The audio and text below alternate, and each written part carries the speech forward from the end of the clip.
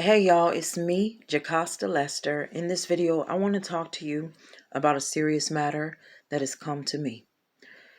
As a Christian, we have to mind our words, our minds, our works, the things that we do, say, think, we do.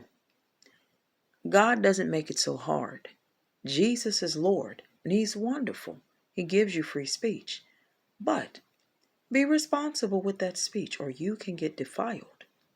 I have dealt with being defiled. I understand what it is like. It is like inheriting a babbling, disgusting mass that tries to rip your life apart. There are people who surround and come around as they who represent defilement. Okay? So that you, as the person that has dealt with being defiled, may have intensely dark spiritual communication with the representatives of defilement that compass you about as your enemy. Okay? So it follows that when that defilement gets in your flesh or gets on you, sickness clings to you differently. The way that you deal with life, this thing is something that has come to you. It is foreign. It is not of you. It is not you. It is not a part of you. It is part of defilement. And there are they who favor defilement. Defilement is Babylon, that evil entity and sets of cruel entities that enjoy that Babylon. That Babylon is that babbling mess that likes to be all over you. Jesus cleans us up. Defilement is dirt, is filthy, and there are they who favor defilement who show up as the dirty and filthy that try to keep you dirty and filthy. Okay? So, with that said, dirty and filthy circumstances are things that show up due to they who favor defilement because they've basically decided to forsake the clean way and to go into serving the devil. Okay? So, when they serve the devil, they act in interests, or rather, they act according to interests that are anti Christian. They prefer to heckle and to disturb and to bother those holy things that are given to you. And that is what they do. They come together to be evil to you. It's what they do.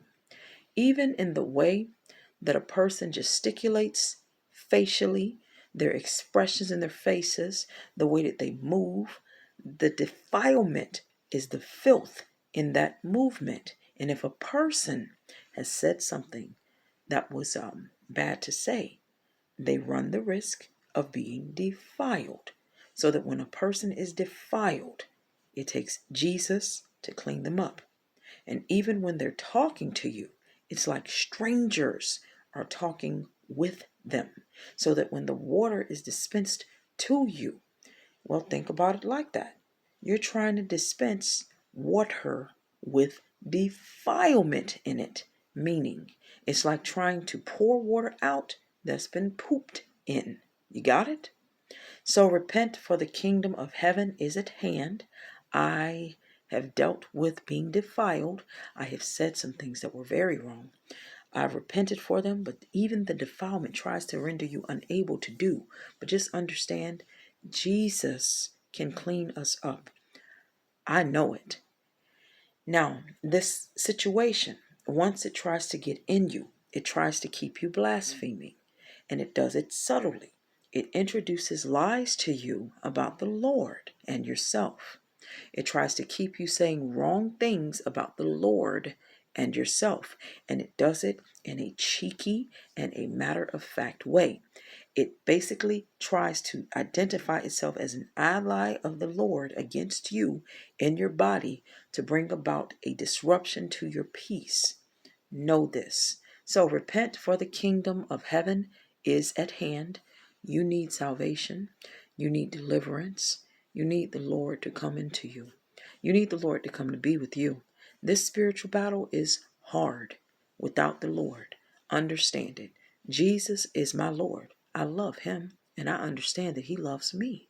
Come to Jesus while it is still day, and understand that even if you don't experience the same defilement, there are varying forms of defilement, and it comes in this way. Even hypocrisy, they who are seemingly the least defiled, some of them, once they've come into this defilement, they act upon you hatefully, cruelly, unrighteously, unjustly, and with callous disregard of your humanity and your Christianity. So know it.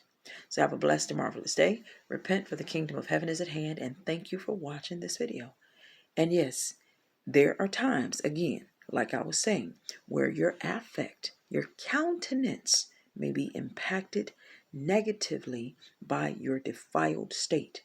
I understand this to be the case. When I was talking about the nightmare I had about my son, I know that I love my son. If defilement were trying to talk to my son, then I understand it was a poopy thing.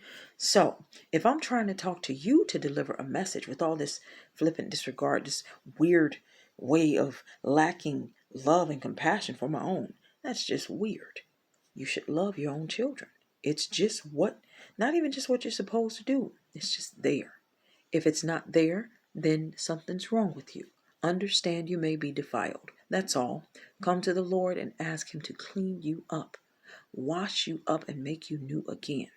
That is that. Ask him to restore you in cleanness. Ask him to take away unclean things from your mind, from your heart, from your mouth. And ask him to guard your mouth and guard you so that you don't err again. You got it? Thank you for watching. Take care.